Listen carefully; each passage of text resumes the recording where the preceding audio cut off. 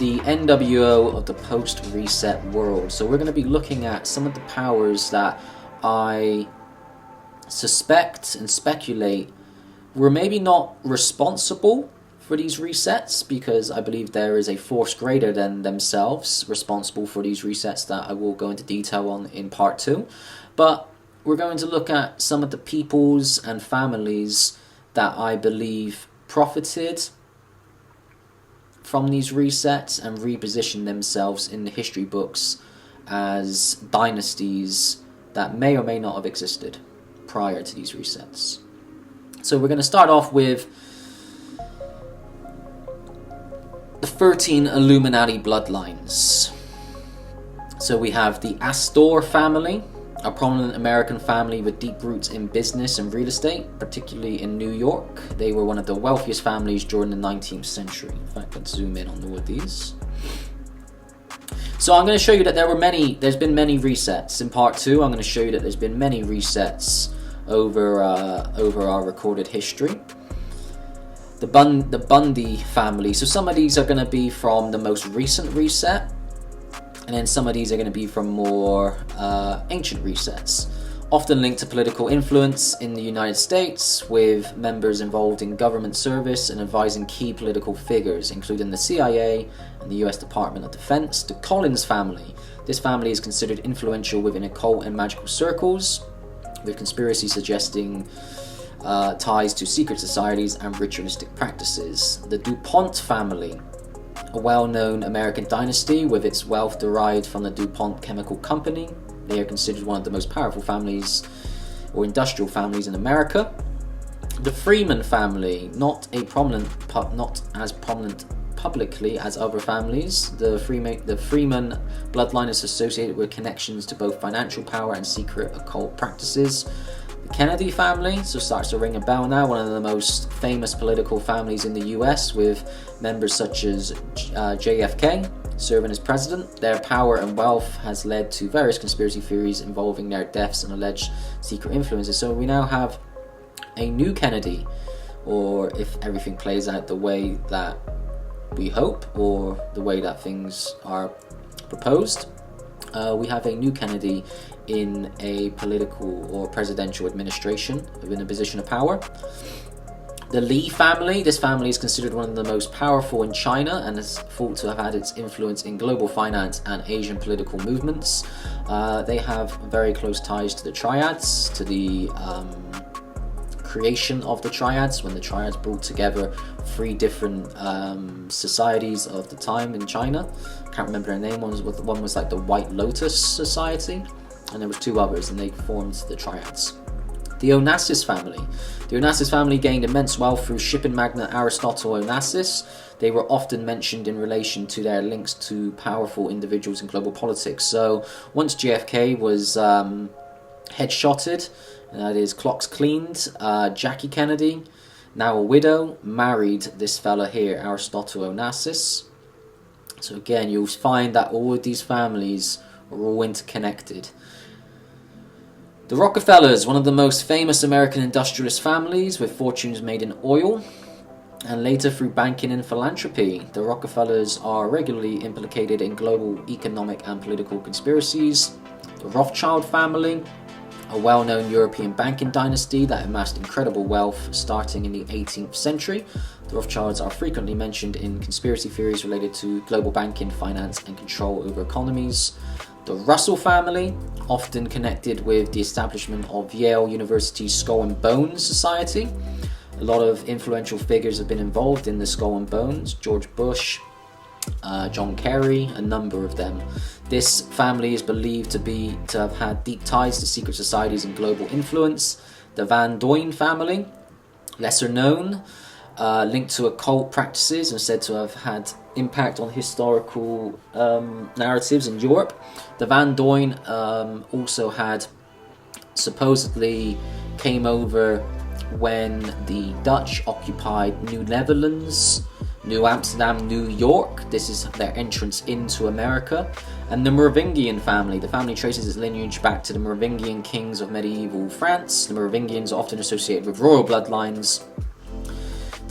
with conspiracies tying them to European monarchies and the connections to the Holy Grail. So again, on Matrix Reloaded and Revelations, the Merovingian played a key role in the management of the Matrix system itself. Don't know if you're familiar with the Merovingian character in the Matrix series, but I don't think that was by any coincidence. And then we have a few others to look at here, which are the black nobility and papal bloodlines. So the black nobility is essentially the Italian aristocratic bloodlines that had a major influence on the Vatican and the succession of popes. So the Orsini family, part of the black nobility, is one of the most prominent papal bloodlines. This ancient Roman family has produced multiple popes, cardinals, and other church officials over the centuries.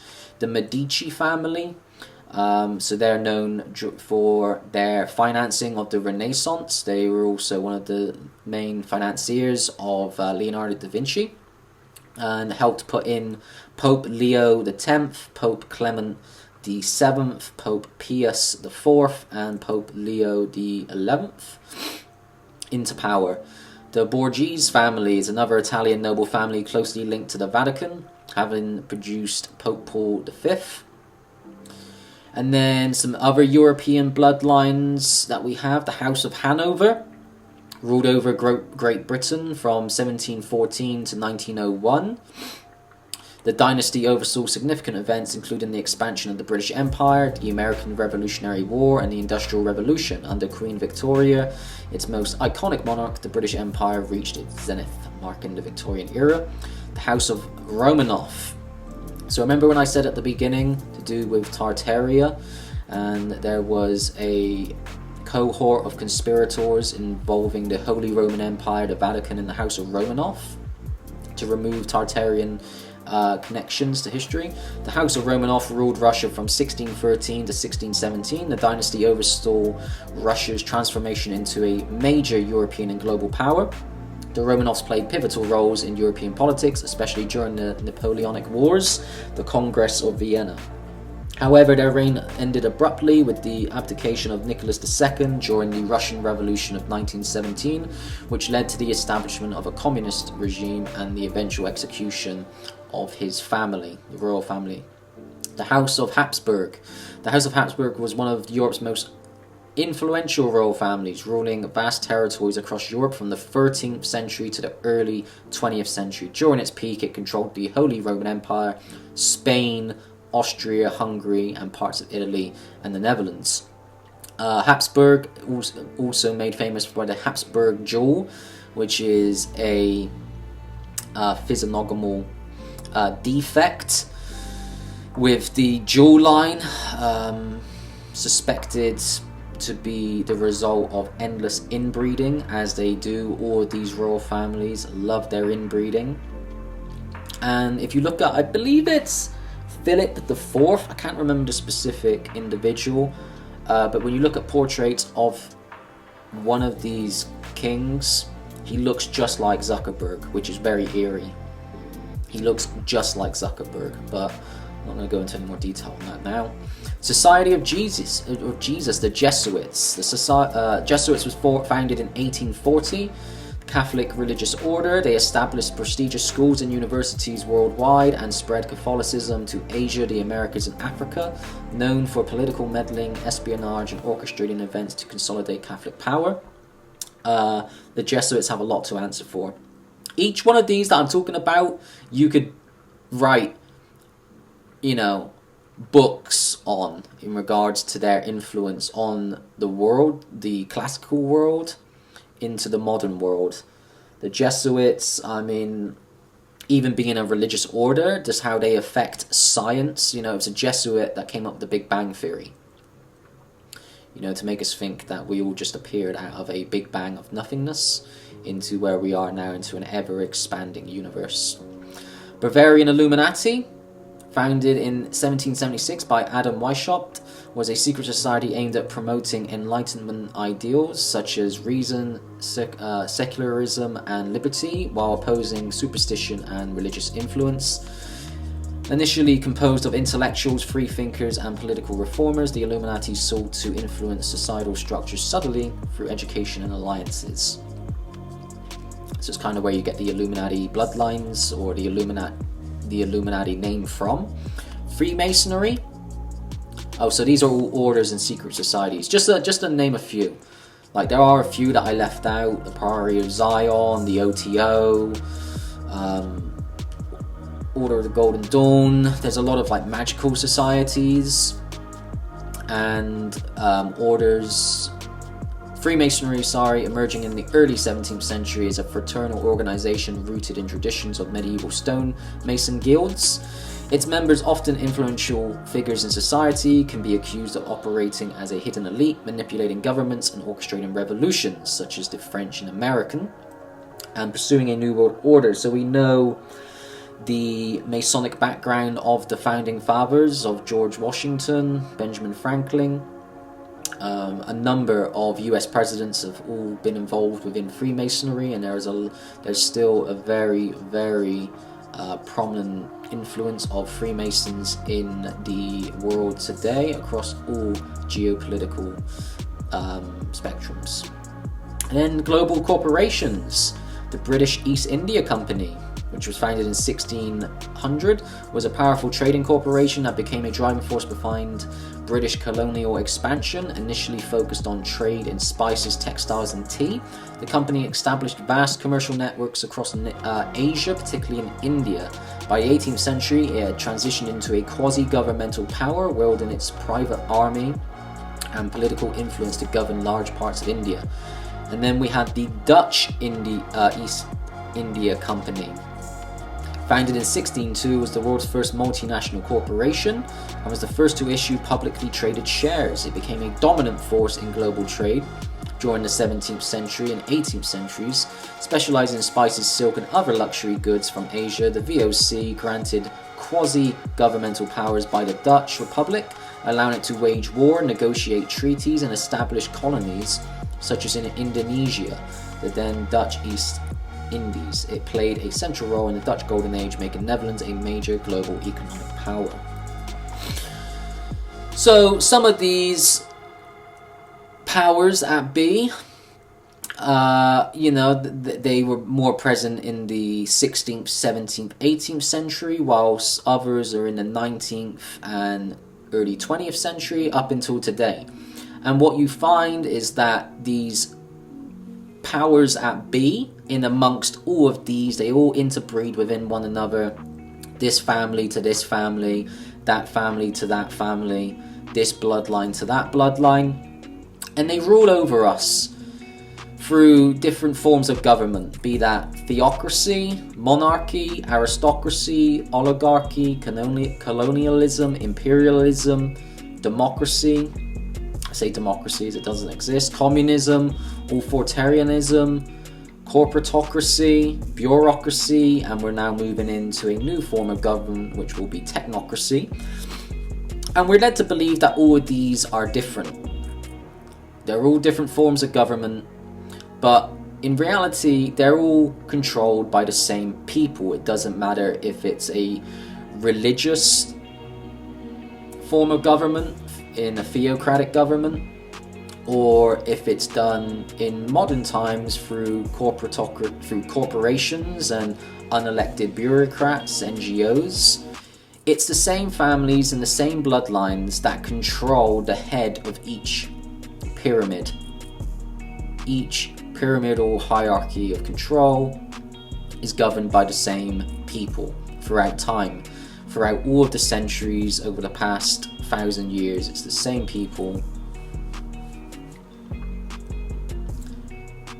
And I believe that what happens, which I will explain in part 2, is that there are these cyclical resets that happen.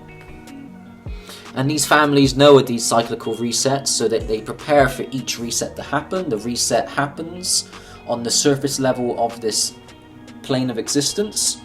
These families, or the core key members of these families, go underground to shelter, to hide, and to preserve their bloodline.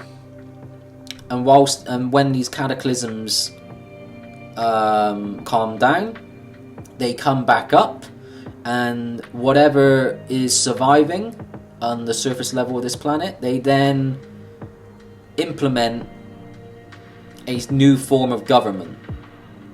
A new form of government with a new guise, a new face to control the people. And they just work through different forms of government, and they cycle and they repeat, rinse and repeat. But the point is that they are always ruling, they always have and they always will. And they just present, as soon as one system begins, has ran its course, which normally coincides very nicely with these cyclical resets, they let it die off, and then they let the people, protest and desire for something new, whilst they've already been working on something new as a problem reaction solution behind the scenes, so that a new form of government can be introduced supposedly to the benefit of the people, to the world, but then it still consolidates power amongst themselves even more. And we're going to have a little bit of a closer inspection now upon the inheritors of the last reset, which were the robber barons. They played a very specific role within the last reset, in that I believe it was their role and job was to reintroduce the old world technologies back into the new world. So we're just going to have a little look at some of these figures, and we're going to have a look at what their legacy, how their legacy continues until this day. So first up, we have the Grand Lizard himself. I mean, those eyes, if those eyes don't scream evil lizard occupation in the astral realm, controlling what we see in the 3D realm, I don't know what does. So, Mr. Rockefeller, John D. Rockefeller Sr., was responsible for really fleshing out oil and the dependence of oil in the modern world. He was the head of Standard Oil, and at his peak, he was worth an estimated $900 million in 1913, which equates to $400 billion in today's wealth. So almost double the wealth of Elon Musk and Bezos, and we look at the rich list of the people that we're allowed to believe are rich in today's world. Almost double the wealth. And what you'll find is that all these robber barons, once they were figured out, and they were hated and despised by the public, they had to rebrand. So they come up with this clever idea to kind of launder their reputation through the act of philanthropy. And they create these NGOs, the Rockefeller Foundation, they make universities, the Rockefeller University, both of these very much prominent today. In today's world, the Rockefeller University being a very respected and prominent research-based university, the Rockefeller Foundation doing what it does best, fucking people over from behind the scenes, concentrating wealth to an elite few. John D. Rockefeller as well, responsible in 1903 for the creation of the General Education Board. That went on really to kind of pave the way for the modern educational system.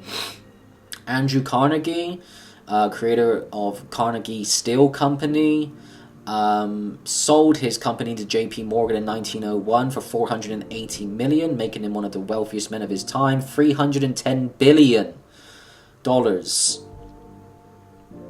Crazy. NGO, Carnegie Corporation of New York, Carnegie Mellon University. He was also responsible for ushering in the Carnegie libraries of the day. And if you look at these Carnegie libraries, they're all over the world, all over the UK, all over the US, all over Europe. They're all old world buildings that have been repurposed. And these Carnegie libraries, from my perspective, were essentially re-education facilities that the public could go to, and they became public libraries. But again, sanitized libraries of information that was deemed suitable for the public, to read, and information that only suited, again, the power hierarchy that was already in place at the time. Carnegie Corporation, Carnegie Mellon. And then we have Cornelius Vanderbilt, a little bit before these two gentlemen's time. Cornelius was one of the OGs of the railroad and shipping industries in America. Vanderbilt's fortune was estimated at $100 million in 1877, equivalent to about $260 billion in today's money. Vanderbilt University, so the Vanderbilts kind of fucking fell off horribly, and I think one of the only Vanderbilts in Bloodline left of any value and importance is Anderson Cooper, the CNN host, or is it CNBC? One of those. He is one of the last heirs of the Vanderbilt dynasty, but the Commodore, that's what this fellow was known as, the Commodore. I mean, just looking at these people as well, there's something about them, something about their eyes. They all just look evil. Lord Nathaniel Mayer Rothschild, first Baron Rothschild. Obviously his family being one of the wealthiest and most influential families in world history. It's very hard to know what their wealth were individually, as they kind of kept it in amongst the family, hidden behind trusts and other forms of sealment. So Nathaniel was the grandson of Nathan Mayer Rothschild. Nathan Mayer Rothschild was the one that basically used his intel network, as I explained earlier, with his insider trading to take over the London Stock Exchange back after the Napoleonic Wars, after the Battle of Waterloo. So this is grandson here, Nathaniel, and then his son Walter was the Baron Rothschild who Lord Balfour signed the Balfour Declaration to, in order of promising the Zionist regime a Israeli state, and that created the state of Israel in Palestine. And that was in 1914, and that was when Balfour was Secretary of State in the British cabinet of the time. Again, Henry Ford from Ford Motor Company amassed a fortune of $200 billion, and then created the Ford Foundation. J.P. Morgan here. While Morgan's personal wealth was around 80 million at the time of his death, which is about 2 million today. Those are rookie numbers, pal. You gotta pump those numbers. His influence over the US financial sector was immense. J.P. Morgan and Co., now J.P. Morgan and Chase, or J.P. Morgan and Chase. Old Jamie Dimon with the reins of control at the moment. And then we've got Jay Gould. He was actually like one of the most hated robber barons of the day. Made his money through railroads, finance, and telegraph. The Union Pacific Railroad, Western Union. Gould's fortune was estimated at $77 million at the time of his death in 1892. Amassed in roughly $2.5 billion in today's terms. And then we have Mr. Cecil Rhodes here from the De Beers diamonds and mining industry. Rhodes took over pretty much South America and had a significant impact on a lot of African geopolitics in the 19th century. He's responsible for the Rhodes Scholarship, where a lot of famous and influential people are given, educational scholarships. Bill Clinton being one. When Bill Clinton was doing his masters at Oxford University, he was under the Rhodes Scholarship, and it's still as influential today.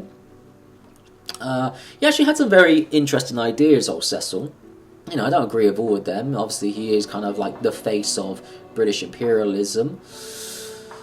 But he had this idea that he wanted to reunite the British and American Empire and for the world to essentially be governed by a round table of philosopher kings.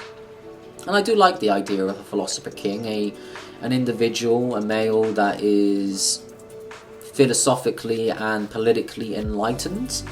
You know, some of the examples you could look back over history to point at as a philosopher king: Marcus Aurelius, Alexander the Great. I think that would be very beneficial. It doesn't have to be a philosopher king and queen, but you know, politically and philosophically enlightened beings ruling over the people. I don't necessarily see that as a bad thing, because at the end of the day, the majority of the world are retarded, and they do need to be ruled over. But it's just who rules over them. Unfortunately, we've had a history of evil, satanic lizards ruling over us.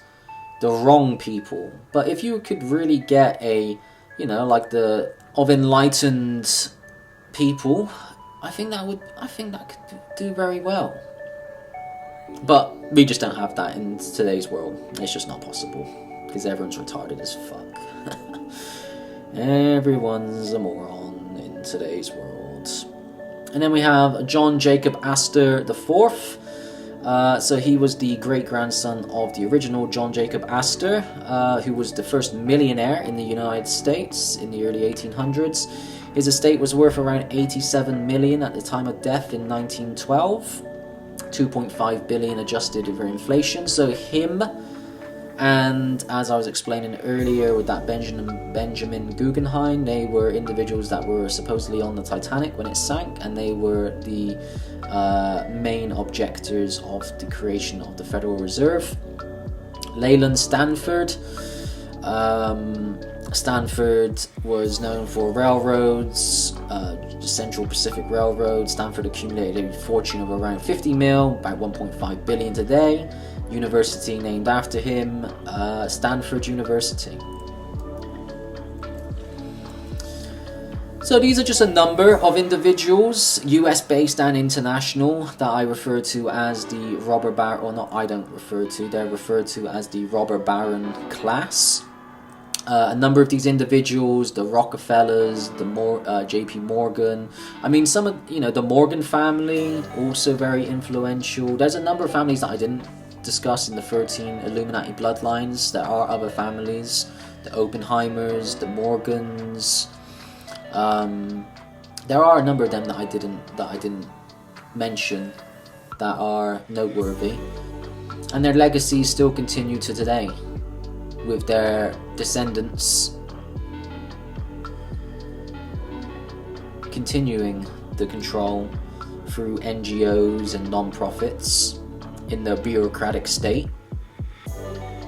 So what were they responsible for? Monopolistic practices. Many of the robber barons built monopolies that crushed competition, allowing them to dictate prices and control entire industries.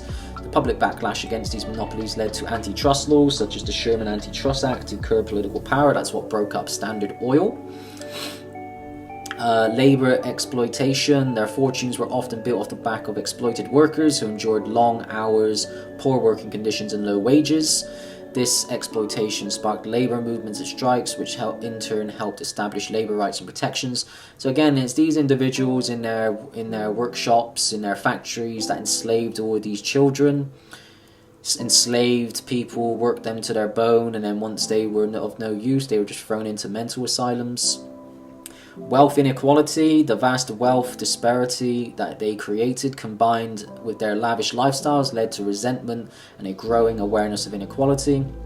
This contributed to the rise of progressive movements aimed at reforming the excesses of unregulated capitalism. So another point that I wanted to bring up, and this will be covered in part 3, is when we look at this robber baron class, we look at the wealth that they accumulated through the transfer of wealth of the old world, which was oil, steel, building materials. The railroads were the rails which this wealth was transferred across the world to build the new world through the second industrial revolution. And then we look forward to today. And what do we see? We see a similar sort of scenario playing out of monopolistic practices within the tech world, which is where the new wealth and value of the modern world is contained. And we see these new barons of the digital age, the Zuckerbergs, the Bezoses, the Musks, to name a few. And what we are seeing through this fourth industrial revolution is that the rails where the value is being transferred, the value, data, is the new oil. The rails at which this data is being transferred and traded in the new world is blockchain technology. So we have this fourth industrial revolution that is unfolding before our eyes, and we have these new data barons that are hoarding this value, that are profiting off this value, and we have a chance to front run this fourth industrial revolution, to position ourselves not as robber barons, but as individuals that can be awakened, but in a position of financial power, not to match these because they're too far ahead, but so that we don't end up being exploited like the working class, soon to be the unworking class, when AI, robotics and automation technology really takes over. The only way to avoid that is to front run everything. And again, this will be explained in more detail in part 3 and 4, so that we don't end up being exploited as we already are. But we have a chance, because the people of this day, they didn't have the chance to be able to invest in Standard Oil or Carnegie Steel Company or the railroads or the banking system, whereas we now do. We have the opportunity to invest and position ourselves in the companies that are building out the new world for us all. I just wanted to bring that to your attention, in case you don't end up watching part 3 or 4. That is something that we can look to, that we have these new data barons, these new data robber barons of the new age, and data is the new oil, and the railway lines of the old world that are digital rails in the new world, which are blockchain based or distributed ledger technologies.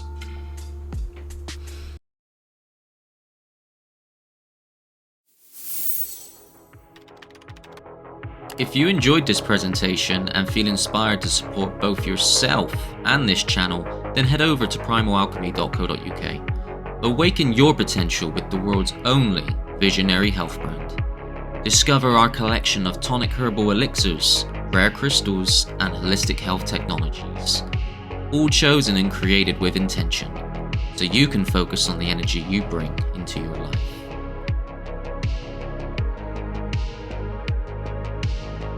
Whether you're grounding yourself, seeking clarity, or elevating your routine, Primal Alchemy supports every step of your journey.